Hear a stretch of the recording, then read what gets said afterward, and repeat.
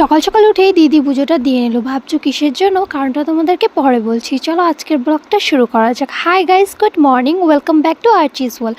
সকাল সকাল উঠেই আমি পুজোর সব কাজগুলো করে দিলাম আর দিদি পুজোটা দিয়ে দিল। কারণটা হচ্ছে একটাই, আজকে দিদির জন্মদিন, তাই ওই ভাবলো যে ওই পুজোটা আজকে দিবে। আর মা ছিল আজকে বাড়িতে, তার জন্য ওই রান্নাবাড়ির দিকে যায়নি।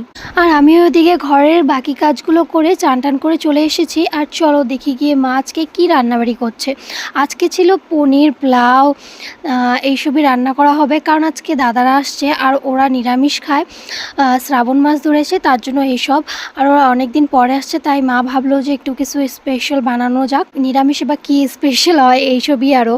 আর বড়া বানিয়েছিল। আর দেখো দিদিকে এখানে সাজিয়ে সাজিয়ে দিচ্ছে খাওয়ার জন্য বাটিতে করে।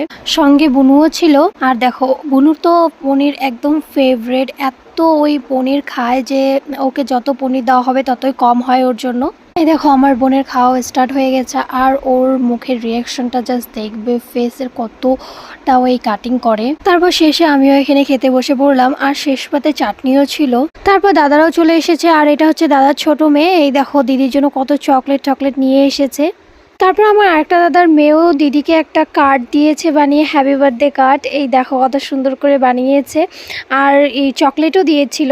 তারপর আমার দাদার মেয়েরাও এখানে খেতে বসে পড়েছে। ওরা 3 বোন মিলে এখানে খাচ্ছে। এই দেখো ওরা তো ভিডিওতে আসা পছন্দ করে না, তাও আমি এখানে ওদেরকে ভিডিও করছিলাম। তারপরে ওরা বহু জেদ করছিল যে এখানে মেহেন্দি দিয়ে দাও, তার জন্য ওদেরকে আমি ছোট ছোট করে এখানে মেহেন্দি দিয়ে দিলাম।